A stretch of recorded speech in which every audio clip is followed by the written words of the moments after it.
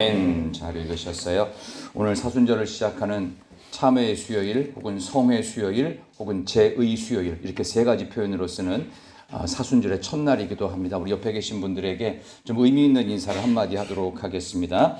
예수님과 함께 40일을 승리합시다. 예수님과 함께 40일을 승리합시다. 예수님과 함께하는 우리 사순절의 시간을 보내시기를 바랍니다. 주신 말씀을 가지고 너는 흙이니라는 제목으로 말씀 전합니다. 하나님이 하신 가장 큰 실수가 하나 있다고 합니다. 뭔지 아세요? 저도 들은 얘기인데요. 유대인을 인류의 조상으로 만드신 게 그게 큰 실수였대요. 아담과 하와 유대인이잖아요. 그러니까 거기 유대인을 인류 조상으로 안 만들고 만약에 하나님이 아담을 만드실 때 한국인으로 창조하셨다면 선악과 안 따먹었대요. 근데 먼저 한 게 있었어요. 뱀을 잡았어. 뱀탕부터 먼저 먹고 그러면 하나님이 좋아하지 않으셨을까? 이런 이야기는 성경 어디에 있나 묻는 분이 없기를 바랍니다. 누군가 지어낸 이야기인데 그만큼 이 엄청난 실수 같은 에덴 동산의 범죄 사실은 우리 인류에게 있어서는 모든 것을 반전시키는 위대한 전환점이 되었습니다. 그래서 아담과 하와가 뱀의 유혹을 과연 물리칠 수 있었을까? 의문문을 제기한다면 어거스틴은 이 아담과 하와가 과연 이 선악과를 따먹지 말라는 명령에 과연 순종할 수 있었을까라는 질문에 대해서 고린도전서 10장 13절로 대답을 하기를 여러분이 잘 아는 구절입니다. 사람이 감당할 시험 밖에는 너희가 당할 것이 없나니 오직 하나님은 미쁘사 너희가 감당하지 못할 시험을 당함을 허락하지 아니하시고 시험 당할 즈음에 또한 피할 길을 내사 너희로 능히 감당하게 하시느니라. 그래서 피할 길을 내시는 하나님 붙들었으면 얼마든지 선악과 안 따먹을 수 있었다. 물론 안 따먹을 수 있었다. 근데 실제로는 어떻게 해요? 벌어진 팩트는 따먹었습니다. 참 인간이 뭔가 좀 되고 나면 그때는 하나님을 잘 안 찾으려고 그래요. 왜냐하면은 다 안다고 생각하거든요. 여러분 어떠십니까? 여러분의 인생을 많이 안다고 생각하십니까? 저는 잘 모르겠어요. 뭘 잘 모르겠냐? 목회가 뭔지 아직도 잘 모르겠어요. 이걸 과연 어떻게 할 수 있을지 끝까지 모르는 이 목회의 길을 저는 한 번도 연습 없이 계속 걸어가고 있고 그래서 하나님께서 저를 이끌어 가시는 대로 가야 되겠다 이런 생각을 하며 기도로 매달릴 뿐입니다. 사람은 절대로 기계나 꼭두각시로 하나님을 창조하지 않으셨고 자발적인 순종과 헌신의 존재로 만드셨기 때문에 자신의 선택과 그 일의 결과를 무조건 자신이 책임져야 되는 책임적 존재로 아담과 하와에게도 이제 불순종으로 인한 엄청난 책임을 감당하면서 지금 저와 여러분이 그 후손으로 이 세상을 살아가고 있습니다. 그러나 하나님께서는 이미 은혜가 풍성하셔서 아담과 하와가 타락했던 바로 그 순간 예수 그리스도를 보내셨는데 그게 바로 에덴 동산을 쫓아내실 때 한 가지 선물을 주시죠. 그게 뭐죠? 가죽 옷입니다. 가죽은 누군가를 죽여야 얻을 수 있는 그래서 양의 가죽으로 분명히 죽이셔서 거기서부터 예수님께서 장차 오실 것을 상징화시키는 이제 그런 시간이었다. 저는 오늘 성의 수요일 특별히 참회하는 마음으로 사순절을 시작하는 이 수요일에 너는 흙이니라는 제목으로 지금 말씀을 전하고 있습니다.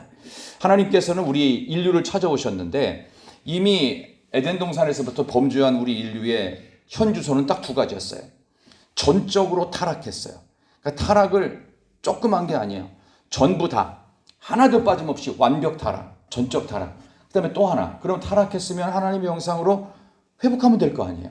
근데 회복할 능력이 없어요. 그래서 전적 무능. 전적 타락과 전적 무능이라는 두 개의 기둥 사이에 하나님이 외부로부터 우리를 찾아오신 거예요.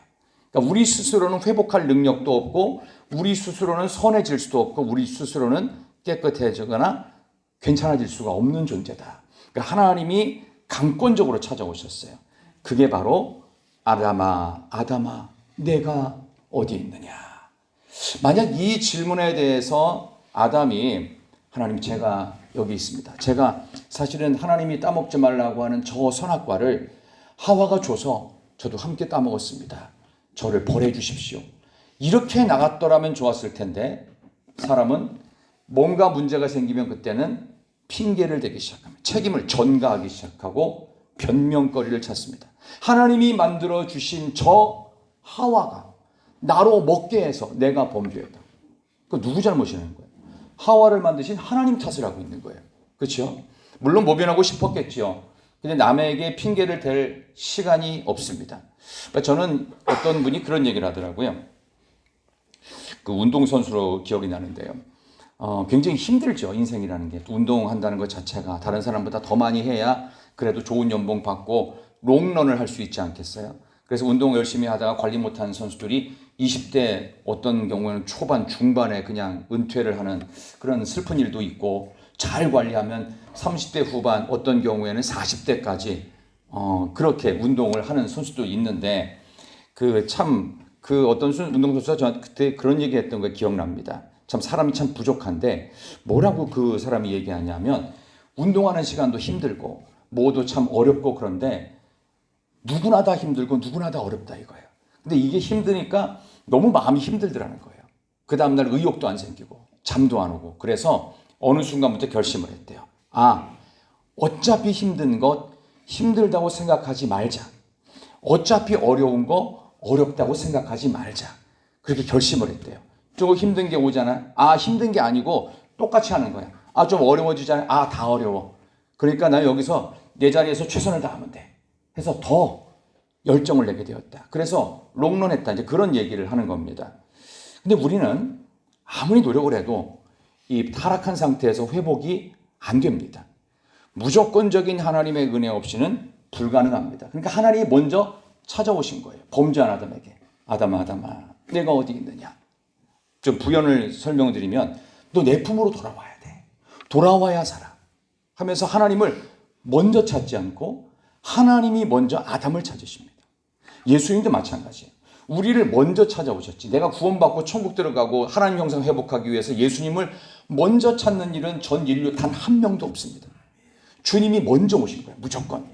아담 때부터 이미 에덴 동산부터 하나님이 먼저 아담아 내가 어디 있느냐. 왜? 우리는 전적으로 타락하고 전적으로 무능하기 때문에 아무것도 할 수가 없어요. 그게 우리의 현주소라는 것입니다. 아무리 노력해서 잘 되려고 해도 잘 될 마음도 안 생기고 그렇게 되지도 않더라는 것입니다. 어찌 보면 본질은 덮어두고 현상만을 보고 두려워하는 우리에게 하나님은 너희들이 나를 떠난 게 문제고 하나님 말씀에 불순종한 것이 문제란다 하면서 너희가 벌거벗었음을 누가 너에게 알려주었느냐. 아담에게 반문하시죠. 혹시 내가 따먹지 말라 한 선악을 알게 하는 열매를 따먹은 건 아니니? 하면서 반문을 하시는데 이 그 히브리어 문체를 잘 보면요. 권유형이래요. 권유형이라는 건 뭐냐 하면은 따지듯이 묻는 게 아니라 범죄한 사람에게도 판사나 검사가 이렇게 따지듯이 호통치듯이 취조하는 게 아니라 하나님은 심판자이시면서도 어떻게 묻냐 하면은 혹시 너 그런 거 아니니? 타이르고 설득하듯이. 그러니까 하나님의 말씀 마치 상담하듯이 혹시 선생님 그런 일이 있지 않으셨나요? 혹시 예전에 부인하고 지내실 때 혹시 자녀들하고 뭐 할 때 혹시 그런 말이 오가진 않았나요? 혹시 좀 행동으로 좀 이렇게 공격적이진 않았나요? 뭐 이런 식으로 다시 한번 그 사람의 마음을 돌아보도록 권면하는 그런 식의 대화가 하나님이 아담에게 했던 대화였어요. 근데 아담은 끝까지 변명하고 책임을 전가합니다. 이게 우리의 현주소인지도 모르겠습니다. 믿음 생활을 한다고 하면서도 우리는 하나님 앞에 참 부끄러울 때가 많습니다. 그랬더니 드디어 내가 벌거벗었으므로 두려워하여 숨었다고 얘기하죠. 하나님 앞에 제가 나설 만한 처지가 안 됩니다. 그러니까 자기만 생각하게 됩니다. 그러니까 죄를 지으면 내가 얼마나 힘든지만 딱 보이게 돼서 나로 인해서 더 고통스러운 이 상황은 사실 못 돌아보는 게 우리의 현실입니다. 그럴 때마다 우리는 우리를 따뜻한 실수한 부분들을 들춰내거나 그렇지 않으시고 상담하고 위로하듯이 찾아오는 하나님 앞으로 먼저 나가기를 소망합니다. 제가 어떤 책에서 읽었는데요. 한번 들어보시기 바랍니다. 잡담 이상의 글인데요. 조그만 책자였어요. 인용합니다. 하나님은 3등입니다. 하나님은 3등입니다라는 글인데 한번 들어보세요. 하나님은 3등입니다. 1등 하고 싶은 일, 1등은 하고 싶은 일, 2등은 해야 할 일, 3등은 하나님 만나는 일. 그 후에 여유가 있으면 하나님을 겨우 만나주기만 합니다. 그래서 하나님은 늘 3등입니다. 어려운 일 생길 때 하나님 역시 3등입니다. 내 입으로 한 번 해보고 안 되면 가까운 사람에게 도와달라고 두 번째 요청하고 그나마도 안 되면 어쩔 수 없이 하는 수 없이 마지못해 하나님을 부릅니다. 그래서 하나님은 3등입니다. 거리에 있어서도요. 가까이 있는 나 자신, 그 다음에 내 마음을 알아주는 사람이 1등, 2등이고 그 다음에 저 멀리 하늘에 보이지 않게 까마득히 계신 하나님은 나와의 거리감도 3등입니다. 그런데 하나님께는 나는 항상 1등입니다. 무슨 일이 있어도 내가 부르기만 하면 항상 도와줄 준비를 하고 계십니다. 내가 괴로워할 때는 만사 제쳐놓고 하나님이 달려오십니다. 아무도 내 곁에 없다고 생각이 들 때 홀로 내 곁에 오셔서 나를 위로하시는 하나님이십니다. 나는 언제나 하나님께 1등이 되었습니다. 나도 하나님을 1등으로 생각하면 좋겠습니다. 만사 제쳐놓고 만나고 작은 고비 때마다 손을 붙잡는 내게 1등으로 가까이 계신 하나님이셨으면 좋겠습니다. 내게 1등이신 하나님을 나도 1등으로 모시고 싶습니다. 어떤 분이 이제 글을 참 잘 썼습니다. 저는 이걸 읽으면서 그런 고백이 속으로 나왔어요. 이 고백을 저는 여러분과 나누고 싶은데 우리 옆에 계신 분에게 한번 이렇게 말씀하시면 어떨까요? 오늘 성의 수요일을 맞아서 이렇게 한번 말해봅시다. 옆에 계신 분에게 하나님 한 분이면 충분합니다. 하나님 한 분이면 충분합니다. 넋두리 할 사람 필요 없어요. 오직 하나님 한 분이면 충분합니다. 그래서 우리의 마음을 하나님으로부터 다 걸러요. 다 걸음종이에 찌꺼기들을 거르듯 다 걸르고 나면 그 다음엔 어떻게 기도할 때는 하나님과 마치 전투하듯이 하나님과 막 삿대질을 하고 하나님 막 멱살을 잡듯이 막 그렇게 부르짖고 하나님께 원망 섞인 소리로 막 기도하고 징징징 되겠지만 기도가 끝나고 나면 아주 나이스한 모습으로 이제 하나님과 사생결단하듯이 영적 전투를 하듯이 마치 하나님과 기도했으면 그 어떻게 해요? 일어나야죠. 마치 야복강가에서 야곱이 하나님과 씨름했지요. 그래서 복 주지 않으시면 보내드릴 수 없다고. 결국 하나님이 져주시죠. 그러면서 이름도 바꾸시죠. 마치 이런 것처럼 우리 인생 가운데 하나님은 개입하셔서 에덴 동산처럼 우리가 먼저 잘못해서 찾지도 않고 숨어 있고 모든 것을 덮어버리려고 하는 우리를 하나님 먼저 찾아오셔서 하나님이 회복을 시작하십니다. 그 회복의 역사는 쫓겨날 땐 가죽 옷이었지만 장차 오실 예수 그리스도 메시아를 예언하시는 장면으로 시작됩니다. 하나님의 심판이 그 책임과 함께 따라오게 됐어요. 오늘 14절 한번 말씀을 한번 넘어가겠습니다. 한번 한 장만 넘어가시면 14절 나옵니다. 자, 이제 죄에 대한 책임으로 이제 어떤 심판이 있는지 14절 여호와 하나님이 14절 시작. 모든 가축과 들의 젖은 짐승보다 더욱 저주를 받아 배로 다니고 살아있는 동안 흙을 먹을지니라. 아멘. 아담과 하와에게는 그 다음에 이 문체가 중요한데요. 굉장히 부드러운 문체로 사실만 공지하셨어요. 근데 저주도 뱀한테 먼저 하셨어요. 더욱 저주를 받아. 근데 아담과 하와한테는 이런 표현을 쓰지 않으십니다. 필요한 부분에서 너무 사랑하는 자녀이기 때문에. 그래서 뱀에게는 대화, 질문, 의향 묻지 않습니다. 즉시 심판. 그래서 유대 랍비들이 이 뱀을 향한 하나님의 이 저주에 대해서 이렇게 해석했어요. 뱀이 과연 죄의식도 회개의 가능성도 전혀 없기 때문에 그래서 하나님은 질문이나 대화를 하지 않으셨다. 만약 대화가 있었다면 하나님의 속을 뒤집어 놨을 것이 분명하다. 하나님, 당신도 아담에게 말씀을 주었고 나 사탄도 아담에게 말씀 줬는데 보시오. 당신의 말씀은 안 듣고 내 말에 순종을 했소. 하하하. 뭐 이런 식으로. 그러니까 아담과 하와를 향한 뱀이 얼마나 교묘하게 공격했고 유혹했는지 그래서 아마 하나님은 대화가 필요한 사람한테는 절대로 안 오신다. 이 뱀 같은 역할을 하는 사람에게는 더욱 저주를 받아.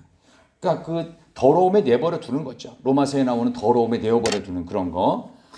그래서 하나님은 무작정 사탄을 저주하셨다. 그래서 더욱 저주를 받아라는 표현을 쓰는데 이때부터 뱀은 모든 짐승 중에 가장 천하고 아주 혐오스러운 피조물이 됩니다. 그래서 여러분 사탄하고는요 대화를 하면 안 돼요. 기대거나 의존해서도 안 되고 사탄은 어떻게 되냐? 대적하라. 그리하면 너희를 피하리라.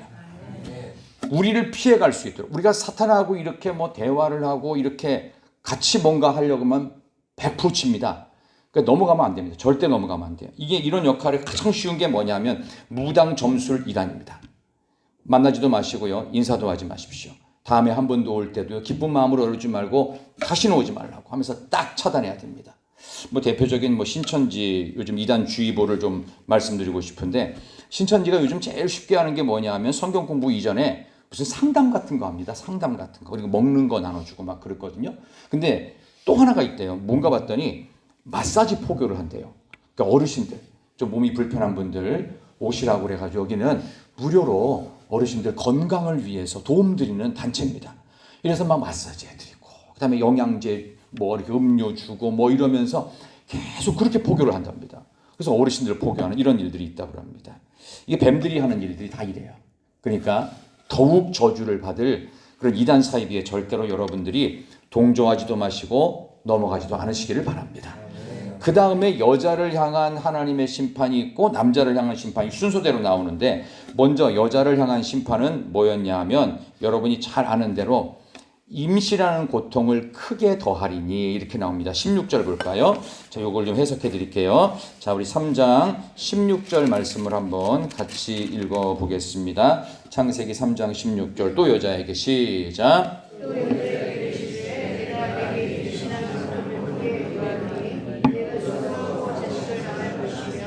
너는 남편을 원하고 남편은 너를 다스릴 것이니라 하시고, 아멘. 자, 임신하는 고통을 크게 더하신다고 하셨습니다. 그리고 그 뒤에 보면 너는 남편을 원하고 남편은 너를 다스린다. 이게 여자에게 하신 하나님의 심판이었습니다.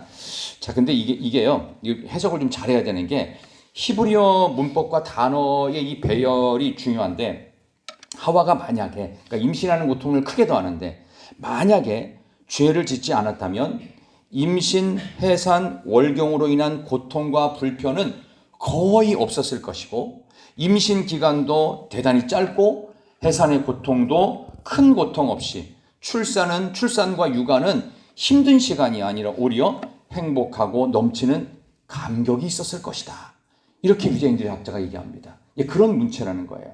해산하는 고통을 크게 더하는 것이 아니라 해산하는 고통이 잠깐 지나가다가 너에게 더 큰 복으로 임할 것이다. 뭐 이런 식으로 해석이 된다고 해요. 이제 히브리어 이제 문체상 이제 그렇게 된다는 겁니다. 근데 여기서 죄의 대가로 너는 남편을 원하고 남편은 너를 다스린다. 이제 우리나라 말은 이게 대단히 이제 부정적으로 이제 써 있지 않고 남편을 원하고 다스린다니까 그냥 평범한 것처럼 되어 있는데, 이 문맥상 이미지는요, 이게 너는 남편을 원하고 남편은 너를 다스린다는 게 부정적 의미의 뉘앙스로 되어 있어요. 그러니까 이거를 조금 더 정확히 해석하면 뭐가 되냐 하면은, 너는 남편을 원한다는 게 뭐냐? 남편에 대한 목마른 사랑, 남편에 대한 불안한 사랑이에요. 혹시 한눈 팔지 않을까? 혹시 나에 대한 마음이 식어지지 않을까? 이런 거예요. 이게 남편을 원한다는 거예요. 그래서 남편은 너를 다스린다. 다스린다는 뭐냐? 원래 하나님은 남자와 여자를 차별해서 만드셨나요? 아니면 동등하게 만드셨나요? 동등하게 만드셨어요. 그래서 어떤 분은 그렇게 해석해요. 만약 여자가 남자보다 위에 여성 상위였다면 머리뼈를 뽑아서 만드셨을 것이다. 근데 만약에 여자가 남자보다 밑에 있었다면 발가락뼈를 뽑아서 만들었을 텐데, 똑같기 때문에, 같은 동등한 입장이기 때문에 갈비뼈로 만들었다. 뭐 이런 재미있게 해석하는 분도 있는데, 중요한 건 똑같이 동등하게 만드셨어요. 근데 죄를 범함으로 어떻게 해요? 이게 차등이 돼버리는 거예요. 남자의 다스림을 받아야만 되도록 이렇게 흐름을 가는 거예요. 이게 질서가 다 깨진 거 아니에요? 그러니까 여자의 말에 대해서 남자가 무조건 따라야 되는 것처럼 어떻게 해요? 하와가 준 선악과를 어떻게 해요? 남편이 넙죽 받아 먹어요. 약간 뭔가 불안하죠. 왜냐하면은 끊임없이 뱀의 유혹을 받아왔을 거라는 겁니다. 에덴 동산에서도. 근데 거기에 대해서 하와하고 남편이었던 아담이 저녁마다 얘기했을 거예요. 아이고, 저기 뱀이 그러는데 저 선악과 무지 맛있대. 눈이 밝아진대. 그러니까 하나님이 우리한테 그런 얘기 안 해주잖아. 근데 뱀이 말하니까 되게 좋은 거래, 저게. 엄청 좋은 건데. 아, 그래? 그걸 한 번 들으면, 아이, 말도 안 되는 소리 하지 마. 따먹는 날에는 정령 죽는다고 그랬잖아. 근데 진짜 죽는지 아닌지 모르잖아. 안 먹어봤잖아. 먹어보면 안 죽을 수도 있잖아. 그런 식으로 뱀의 유혹에 여러 차례 반복되다가 어느 날 보암직도 하고 탐스럽기도 한 저 과일, 선악과를 드디어 따먹고 남편에게도 주니까 정말 눈이 밝아져서 벌거벗었음을 본인이 확인했어요.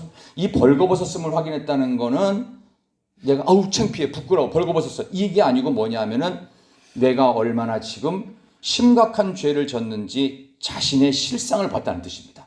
그러니까 가리는 거예요. 그러니까 어린아이들 태어날 때 가리고 태어납니까? 그냥 나오죠. 잘 몰라서 그런 것도 되겠지만 원래 사람은 사람과 사람 사이에 부끄러움이 없도록 하나님이 에덴 동산처럼 만드셨는데 이게 죄로 인해 다 깨진 거 아닙니까?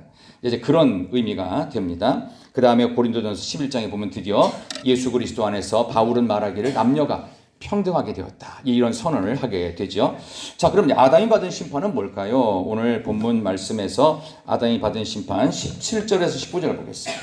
17절부터 창세기 3장 17절 아담이 받은 심판에 대해서 아담에게 17절부터 시작.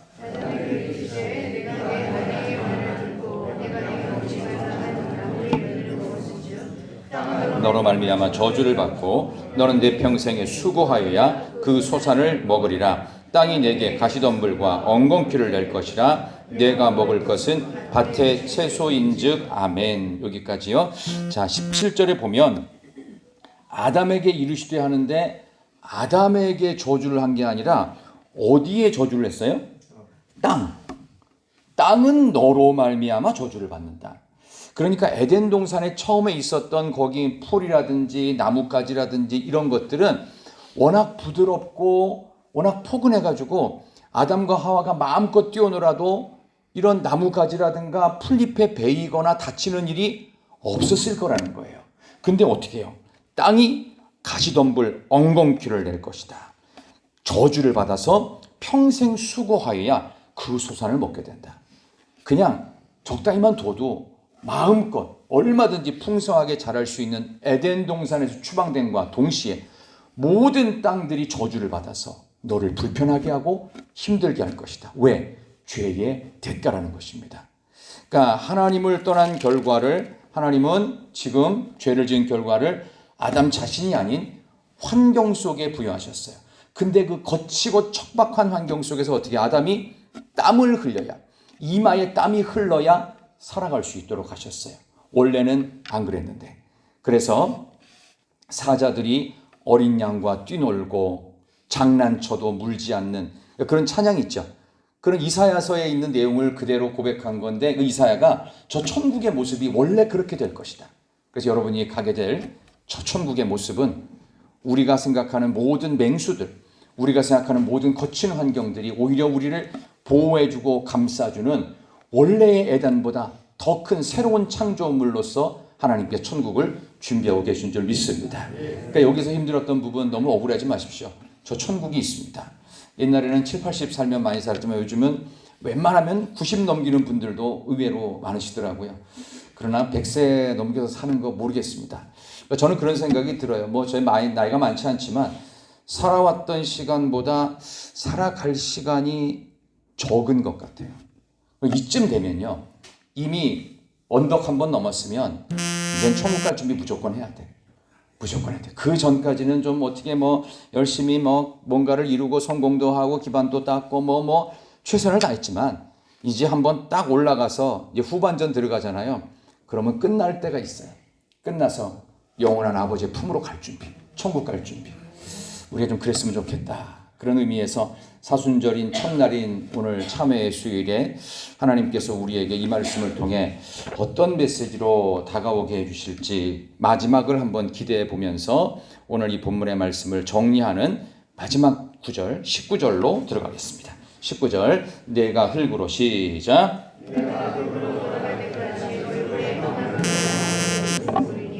내가 그것으로 취함을 입었음이라. 너는 흙이니 흙으로 돌아갈 것이니라 하시니라. 아멘. 흙으로 돌아갈 때까지니까 죽을 때까지 얼굴에 땀이 흘려야. 그러니까 남자는 은퇴를 했어도 은퇴하고 나서도 뭔가 일이 있어야 된다고 그러잖아요. 원래 남자 그렇게 돼 있어요. 원래 그렇게 돼 있다. 그래서 뭔가라도 일을 하는 게 참 소중하다 이런 생각이 들고요. 내가 그것에서 취함을 입었습니다. 이제부터가 진짜 이게 종말론적인 건데 사람은 흙에서 왔습니다. 그래서 우리 한국 표현 중에 너무 좋은 이 돌아가셨다는 표현, 이건 정말 전 세계에서 우리나라만 쓰는 너무 영적인 표현이다. 좀 그런 생각이 들어요. 원래 흙에서부터 왔으니까 다시 흙으로 돌아가는 겁니다. 성경에서도 너는 흙이니 흙으로 돌아갈 것이니라. 우리 선조들이 참 지혜가 있던 것 같아요. 결국 돌아갈 인생이니까 돌아가셨어요. 죽었다 이런 표현 경망스럽게 안 쓰고 돌아가셨어요. 아버지가 돌아가셨고요. 할머니 돌아가셨고요. 뭐 형제 중에 누가 돌아가셨다. 고모가 돌아가셨다. 뭐 이런 표현을 통해서 우리는 다시금 돌아갈 저 본향 천국을 오늘도 내일도 바라보며 사시기를 소망합니다. 아담과 하와의 타락이 없었더라면 우리는 죽음을 맛보지 않고도 저 천국에 예비하신 곳에 분명히 갔을 것입니다. 오늘 사순절의 시작인 이 참회의 수요일에는 19절의 말씀이 맨 마지막에 너는 흙이니 흙으로 돌아갈 것이니라. 이 고백을 초대교회 성도들이 하면서 그들은 이 부분의 고백을 이렇게 해석을 했다고 합니다. 죄에 오염된 흙 같은 인생, 아버지 하나님 없는 고아와 같은 삶을 흙으로 장래 지냅시다. 저와 여러분이 고아처럼 하나님 없이 그냥 그저 흙으로 돌아가는 오염된 인생이 아니라 돌아갈 곳이 있는 인생이기에 우리는 지나간 시간들과의 시간들 속에서 죄에 오염되었고 아버지 없이 살았다고 늘 억울하고 불평했던 그 모든 인생을 땅으로 장사 지내고 우리는 어디로 가요? 하나님 품으로 갑시다. 그래서 지나간 시간들의 우리의 죄악을 다 장래 지내고 하나님 나를 하나님의 사람으로 회복시켜 주옵소서. 참회의 수요일을 맞는 초대교회 성도들이 그렇게 생각하면서 그들은 죽음의 고통과 또 십자가형을 참아가고 모진 어려움과 경제의 모든 것들이 다 막히고 그리고 사람들이 관계를 다 끊어버리는 속에서도 저 천국 소망하면서 살았습니다. 우리 사랑하는 성도 여러분, 너는 흙이니 라는 말씀으로 사순절을 시작합니다. 여러분 돌아갈 곳이 있습니다. 우리의 육신은 땅에 묻히지만 여러분의 본질은, 여러분의 영은 하나님께서 저 천국을 향해서 지금도 이끌어가고 계신 줄 믿습니다. 천국 향한 순례로 흙 같은 인생을 땅에 묻어버리고 다시금 하나님과 동행하는 하나님의 형상으로서 천국 가는 복된 인생 살기를 진심으로 축원합니다. 우리 찬양하도록 하겠습니다. 우리 찬송가 433장입니다. 433장